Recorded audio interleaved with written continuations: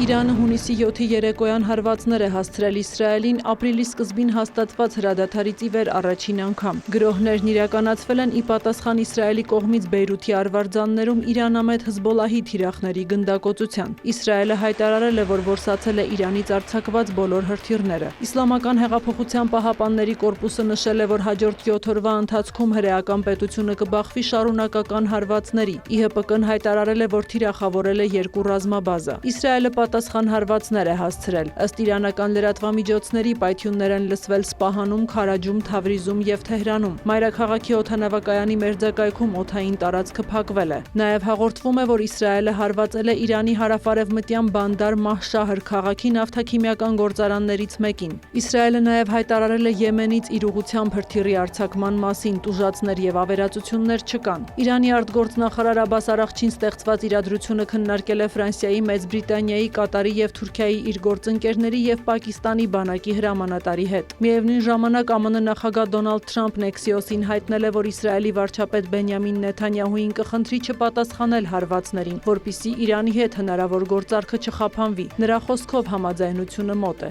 Իսկ Financial Times-ի հետ զրույցում Թրամփն ասել է, որ Նեթանյահուն այլընտրանք չի ունենա, քան համաձայնել ԱՄՆ-ի կողմից Իրանի հետ կնքվող ցանկացած համաձայնագրի։ Fox News-ի հետ զրույցում էլ նա դիմել է Իրանին, կոչ անելով վերադառնալ բանակցությունների։ Բացի այդ, ԱՄՆ նախագահը դժգոհություն է հայտնել Իսրայելի կողմից Բեյրութին հարվածների առնչությամբ։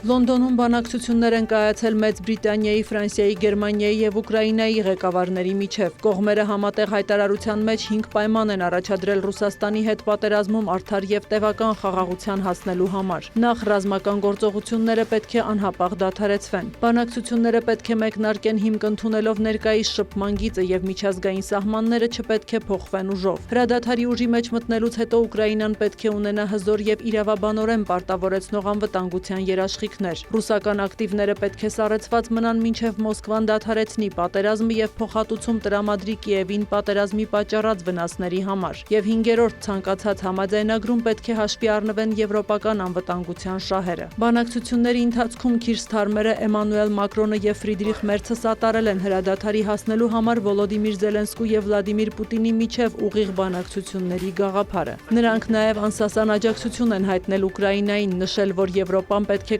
կարևոր դեր կատարի ցանկացած կարգավորման գործընթացում, միևնույն ժամանակ շեշտելով ԱՄՆ-ի հետ գործակցության կարևորությունը։